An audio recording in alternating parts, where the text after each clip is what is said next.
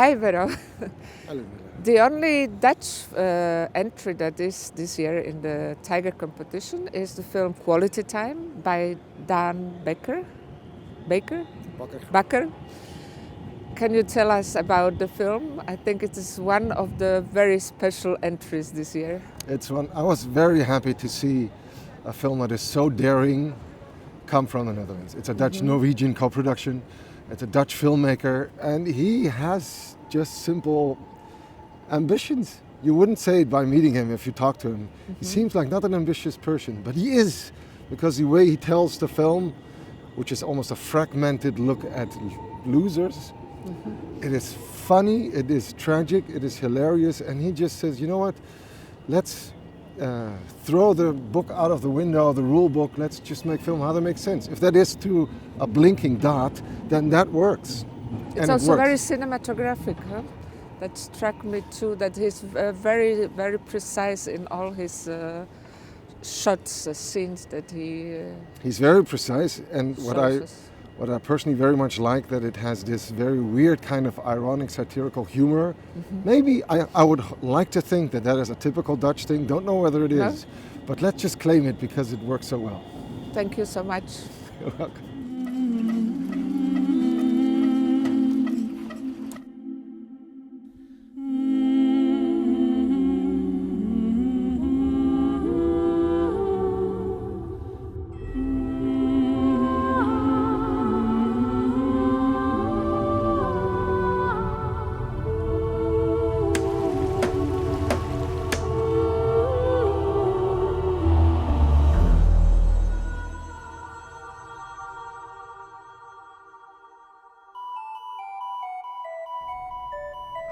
I det siste så har jeg til og med sluttet å gå ut for å spise, delta i familieforsamlinger, den type ting. Jeg tar ikke telefonen hvis noen ringer meg fra et ukjent nummer. Jeg tar ikke telefonen hvis venner ringer meg heller. Jeg skriver en tekstmelding en gang iblant bare for å si at jeg er travelt opptatt eller noe sånt. Det tar en evighet å skrive den meldingen. Jeg er forelsket i Ingrid Askelund, men hun vet ikke engang hvem jeg er, for jeg tør ikke å snakke med henne. Som egentlig liker så greit, for jeg hater meg selv så intenst mye at jeg tror ikke engang jeg er i stand til å elske.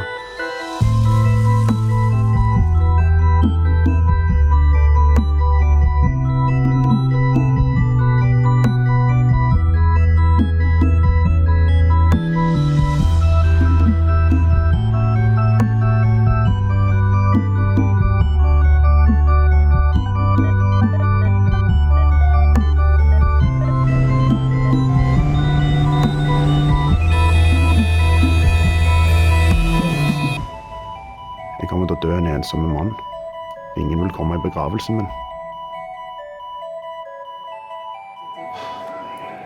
Dan, this is your debut film, and you did before short films. This film consists of 5 short films, if I remember well, or not short film, but chapters. So I was wondering, why and when did you choose this format? Well, that's kind of a long story, but I'll try to keep it brief. Okay. I started out with a feeling that I suddenly wanted to make a film. I hadn't made a film for a few years because I didn't feel my ideas. I felt my ideas were lacking conviction, and then in 2014. Suddenly I felt a strong urge to make something, and I wrote a synopsis, a story. And that story I was developing into a screenplay. And then I felt that the screenplay or the story was pushing me in a direction that felt uncomfortable for me. Because it was about one person at that moment. And it was a person that also a man in his 30s who moved in the garage of his parents and had to make a step towards adulthood. That's a very, very brief synopsis. But my problem with it became that I felt that the story was pushing me towards character development that didn't feel like what I wanted to say with the film. So thereby I found out that I was more interested in the condition, a sort of portrait of a condition. I didn't immediately realize that that was the case. And what happened was I started rebelling against my own screenplay by writing scenes that didn't fit in there at all and were a bit, almost like they are from different films. But I was writing it out of frustration, because, after a while I realized that these rebellious scenes were feeling more truthful to me than the screenplay I was working on. And then I considered the option, maybe I can make a film in a feature film arch, using the power of a short film format and try to merge it into a different kind of film, a film that has a different, offers a different experience than a storyline. Yeah. So you did write script then already with these chapters in mind, or it took when you decided, okay, it's not for one person, but I'm going to actually cut it into few chapters? I wrote the script. It went very explosively. I got stuck with my screenplay, and I went into I hired an apartment on Terschelling, an island, and I was there for 2 weeks, and I did that to force some kind of breakthrough, and there I got so into the material, and so my frustration was like reaching this boiling point. And how I describe it for the last few weeks is that at that point my main character exploded and landed in several other men. And yeah, that was like an explosive turning point in the writing process. But basically that was immediately the idea that it would be 5 chapters, but the chapters themselves took some tweaking to get the balance right. What about the format? You had already the format also in your head? Because why I'm asking, because all the 5 chapters are so totally different, formally also, but and yet it works, all of them together. It works because there is this connecting element of a man around 30 who is socially a little bit alienated, let's say. Yes. So maybe we can talk about the format per chapter, because, for example, the first one, we don't see actors at all. It's very abstract, actually. It's very abstract. It's for me. It's almost. I was trying to find out how little I could do and still have something that you could call a scene or a short film, because there's no set, there are no actors, there are voices, Graphic, but there's no intonation.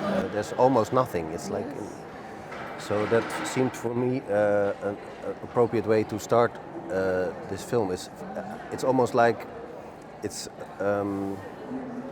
does several things.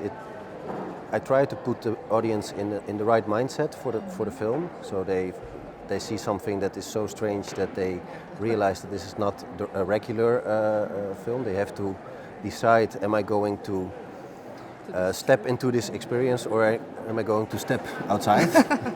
And another thing it does is that it primes you for what comes next. For instance, the chapter after is also quite minimalist. That's the photographer. The photographer, which are very wide, still shots, and you don't hear sounds, and you see the characters from a great distance. Yeah. But when you come out of the first chapter, that is like an abundance of information that you're getting as a viewer. So I try to lead the audience from one chapter to the next in more not in a story line logic, but in an experience kind of logic. Yes, yes, yes. And yeah, the Koen chapter, it's for me, it's like the birth of the film. It's like it's painful, but it's necessary. And yeah, it felt as actually immediately when I wrote it, I knew that it should be at the beginning.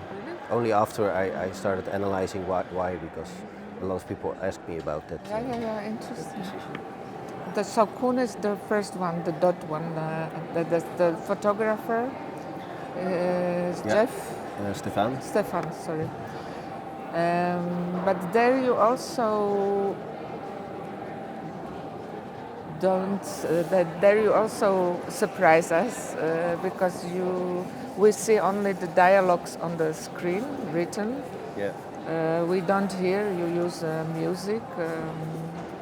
As far as I remember, Yeah. and what you said, from long distance shots. So actually you are activating audience for imagination. Yeah. They need to imagine what kind of photos he's making, where, and Yeah. but it's nice also because you play with us as audience because you show us the pictures in the end. Yeah. Because there are some sub chapters also when Yeah. he's making photography. Did you know that you will write these dialogues on the screen? Did you know from the beginning, or was it the creation while the process during the process? I had the idea in a pretty early stage of that chapter that I wanted to have this extreme distance, and also that I wanted to use the text. It's a form that triggers me. What I like about it is that it similarly to the first chapter, what I always like in a film is I offer a certain amount of information, a certain amount of images, and I ask you to make it complete in your own mind when you're watching the film. And I like it. I like to be provoked by a filmmaker. That's why probably I like the film. Yeah. Maybe some people don't, but that's my personal. You have to be willing to participate in that way. Yes. And with the first chapter, Koen, you have to participate a lot because you only get a dots, like a location. And you have to imagine a whole family. And in the second chapter, it's actually something I saw on the internet and in computer games, the dialogue written in texts. So it's a thing on the internet. There's this website, and people it's called Imgur, and people who work in offices go there to procrastinate their work. It's like to spend some time without sound. So there are some people put scenes on there that they saw on television or in films, and they think they're funny, but they have to take away the sound. It's a soundless website, and then they put the dialogue in text. And I saw that, and I thought that's actually a cinematic thing, because you're also taking away information, in this case the intonation of how do people say things exactly. That's what you do in your own mind when you watch it like this. So I was triggered by that. I thought that's something I can use. Yeah, but yet the next chapter you do use actors and talking. The chapter in Norway. Norwegian. In the forest when they are playing the little Jeff. Yes, some kind of role playing. Yes, role playing. And then the fourth chapter is again without words, and the last chapter, which is, if I understood well, it's in Flemish. Is it, or is it still the Netherlands? Jeff, the main character, is a Flemish guy and who is introduced to his Dutch family. Dutch family. So there it's the last chapter. Actually, you move into the most so-called normal or whatever, well, if you can say it like formally, Yeah. because it's acted. He's visiting the family and so. Yet the humor that you start from the first chapter, I think it was so genius how you do it and how you keep it through all the chapters, even though there is not an obvious element that is connecting all the. Did you have the humor also immediately in mind when you started to do it? Yes, yes. It's for me. I think probably most things I will make will have that element. I have a strong. I feel an urge to use it to put things in perspective and make things maybe manageable for myself. Yeah. It's something I do. But in the film, it also serves the purpose of maybe some form of entertainment because I ask a lot from the viewer, and so the viewer has to work. But if they decide in the beginning of the film to come with me in this film, I don't want them to experience it as work. I want them to be experience it like a trip they're taking, so they're not have to plow through the scenes. So they could also be more creative while working with you. Did you give them? Oh, they have to be triggered to keep participating, and humor and to make it light makes it more. It's almost a kind of safety that you try to create to participate. But that's funny that they make it funny and light while being very serious with their faces. Yes, but that's also something that has to do with the audience, because you have to add some of your own imagination and your own experience to it. That the same scenes can be perceived by one member of the audience as hilariously funny, and by another member of the audience as very sad. So I get different responses to different scenes also. Well, thank you.